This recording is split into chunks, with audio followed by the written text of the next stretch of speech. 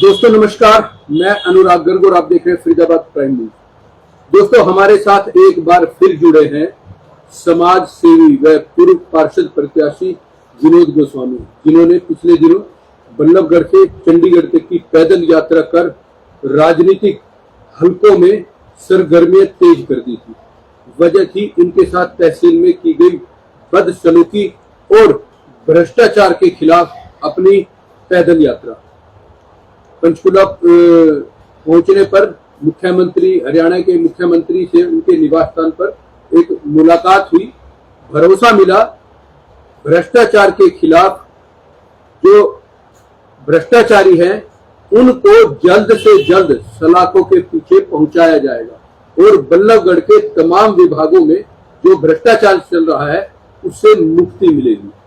लेकिन बल्लभगढ़ की जनता को भी एक उम्मीद जगी विनोद गोस्वामी से कि इन्होंने एक प्रयास किया है और एक ऐसा कदम उठाया है जो शायद बल्लभगढ़ के इतिहास में आज तक किसी ने नहीं उठाया।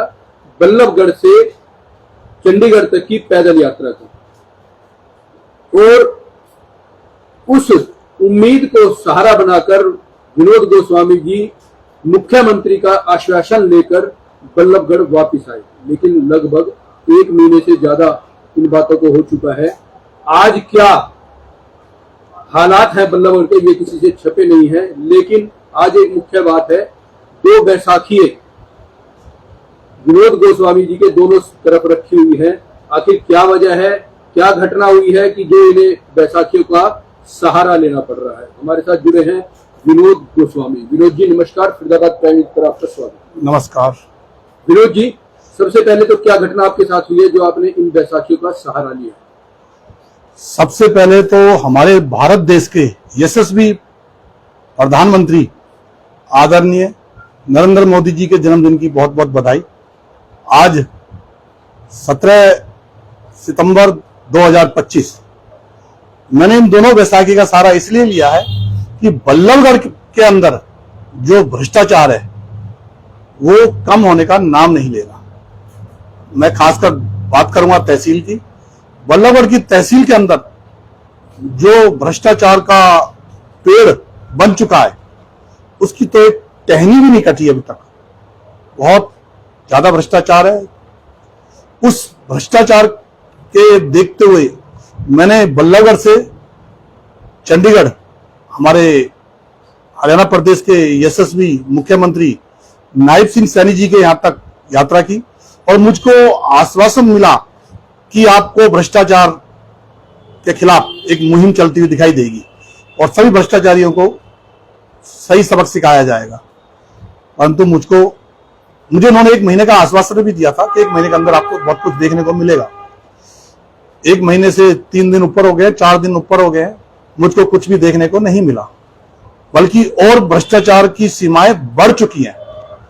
आप तहसील में जाके देखो, चारों तरफ दुर्गों का बोलबाला है। आम आदमी जनमानस अपने काम को सही तरीके से नहीं करवा पा रहा है।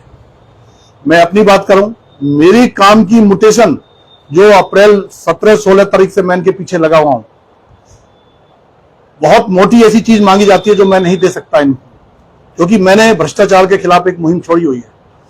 ये मेरी म्यूटेशन को टांगे जाते हैं, कभी डॉक्यूमेंट्स खो देते हैं, कभी कुछ खो देते हैं। और मैंने भी इनके पीछे सोचा हुआ है कि जब तक भ्रष्टाचार कुछ हद तक कम ना करा सकूं तो मैं इन मुहिम के पीछे लगा रहूंगा। मुझे लगा कि हमारे महात्मा गांधी जी, हमारे राष्ट्रपिता महात्मा गांधी जी जिन्हें अहिंसा का सहारा लेकर अपनी मुहिम को आगे बढ़ाते रहे, मैंने वही सहारा लिया कि आज 17 तारीख को मैं बल्लभगढ़ से इन बैसाखियों के सहारा इसलिए क्योंकि जब किसी चीज का कोई सहारा नहीं होता तो बैसाखी सहारा बनती है। और अपाहिज बल्लभगढ़, मैं कह रहा हूं बल्लभगढ़ को अपाहिज भ्रष्टाचारी को अगर हटाना है तो बैसाखी का सहारा लेना पड़ेगा। अपाहिज भ्रष्टाचारी इसलिए कह रहा हूं कि जो भ्रष्टाचारी है उन्होंने भी किसी का सहारा लिया हुआ है। मेरी बात को समझना, जो भ्रष्टाचारी हैं उन्होंने भी किसी ना किसी का सहारा ले रखा है। उस सहारे को खत्म करने के लिए मैंने इन दोनों बैसाखी का सहारा लिया है। आज मैं बल्लभगढ़ से निकलूंगा न्याय वैशाखी पद यात्रा, इसका नाम मैंने रखा है न्याय वैशाखी पद यात्रा। और मैं इन वैशाखियों के सहारे के साथ, वैशाखियों के साथ चलकर दिल्ली जाऊंगा और दिल्ली पद यात्रा करूंगा। गोस्वामी जी, क्या आपको लगता है जो हमारी व्यवस्था है वो पंगु हो चुकी है, जो आप इन बैसाखियों का सहारा ले रहे हैं? बिल्कुल, व्यवस्था काफी बिगड़ चुकी है और पंगु बन चुकी है।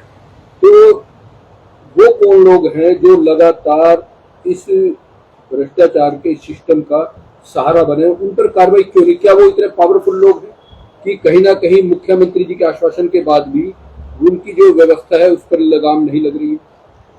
ये समझ से बाहर है कि व्यवस्था बिगड़ी हुई को सुधारना तो बहुत बात है, उस व्यवस्था को देख भी नहीं रहे हैं ये लोग। अच्छा गोस्वामी जी, युवाओं का किस तरह से साथ मिल रहा है? देखो, इस मुहिम के साथ जब मैं चल रहा हूं तो मुझको हर इंसान मोरल सपोर्ट देता है और मैं उस सपोर्ट के सहारे मुझे इतनी एनर्जी मिलती है और मैं अपनी इस यात्रा को आगे बढ़ाता जा रहा हूं। आपको क्या लगता है, पिछली न्याय यात्रा जो आपने शुरू की थी उसके बाद आज जो न्याय बैसाखी यात्रा आप शुरू कर रहे हैं, इससे आपको लगता है कुछ हद तक भ्रष्टाचार पे लगाम लगेगी? मुझे लगता है कुछ असर देखने को मिलेगा। ये यात्रा मेरी एक बहुत दूर तक जाएगी और मैं इसी यात्रा से हमारे राष्ट्रपिता महात्मा गांधी जी के स्मृति स्थल तक पहुंचूंगा और वहां मैं इस यात्रा का विश्राम दूंगा। अच्छा, क्या नाम है, पिछले दिनों जब आपने यात्रा की थी तो आपके साथ आरोप लगाए थे आपने, कुछ असामाजिक लोगों ने आपके साथ दुर्व्यवहार किया था और आपके कमरे में भी घुस गए थे। तो आपको नहीं लगता इस तरह की यात्राओं के लिए आपको कहीं ना कहीं पुलिस प्रशासन को अपने साथ या उनसे कोई मदद मिलनी चाहिए? देखो, इस तरीके के जो प्राणी होते हैं, इस तरह के जो लोग होते हैं, वो नेक काम में आरती लड़ाते हैं, हर तरह की दुविधा दिक्कत पैदा करते हैं। कुछ चीज की मैं परवाह नहीं करता। मुझे टारगेट दिखाई देता है कि मेरा टारगेट उधर जाना है, मुझे काम को करना है, तो मैं उसके पीछे लग जाता हूँ और मैं रास्ते में कौन मेरे साथ क्या करेगा, क्या नहीं करेगा, क्या होगा, उसकी परवाह मैं कभी नहीं करता। मुझे दिखता है रास्ते में बल्लभगढ़ का भ्रष्टाचार और जो मेरी एक टारगेट होता है, आज में जो मैंने टारगेट फिक्स किया है महात्मा गांधी जी का स्मृति स्थल दिल्ली के अंदर राजघाट, वो दिखाई दे रहा है। और इस यात्रा के अंदर मैं सबसे मिलूंगा, जो मुझे अपना आशीर्वाद देगा मैं उसका आशीर्वाद जरूर लूंगा। अच्छा, आपकी ये यात्रा कब शुरू हो रही है और इस यात्रा में आपको अनुमानित कितने दिन लगेंगे? ये यात्रा 17 तारीख से मानो शुरू हो चुकी है, यानी आज से, और ये कब तक पहुंचेगी इसका तो अनुमान नहीं लगाया जा सकता। कितना एक दिन में कितना चला जा सकता है।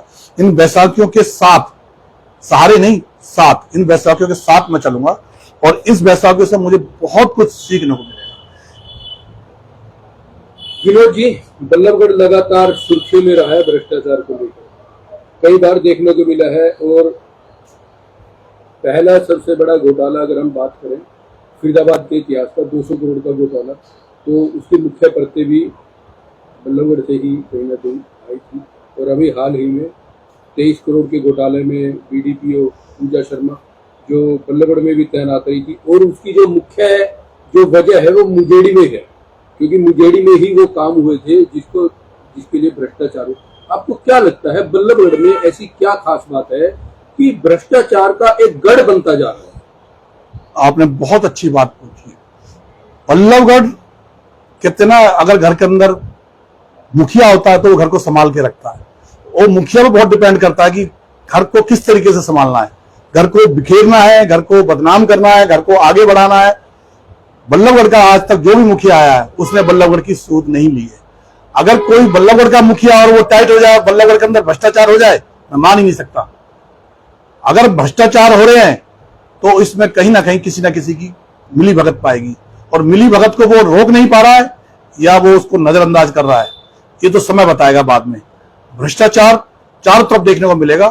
अभी मेरा वो विषय नहीं है, मेरा विषय बल्लभगढ़ की तहसील, बल्लभगढ़ के प्रशासनिक अधिकारी जो भ्रष्टाचार फैला रहे हैं। अगला टारगेट जो भी होगा भ्रष्टाचार के खिलाफ ही होगा। कोई संदेश बल्लभगढ़ मैं बल्लभगढ़ के आम जनमानस से ये कहूंगा कि आप भ्रष्टाचार को अगर सहन करते हैं, अगर भ्रष्टाचार को बढ़ावा देते हैं, तो वो आप अपने लिए नहीं कर रहे, आप आने वाली पीढ़ी के लिए भी, अपने आने वाली पीढ़ी के लिए भी एक ऐसी उपज देके जा रहे हो जो खरपतवार से भी साफ नहीं होगी। मैं आप लोगों से निवेदन करता हूं कि आप भ्रष्टाचार के खिलाफ आवाज उठाइए। अगर आप आवाज नहीं उठाएंगे, आप भ्रष्टाचार को बढ़ावा देंगे,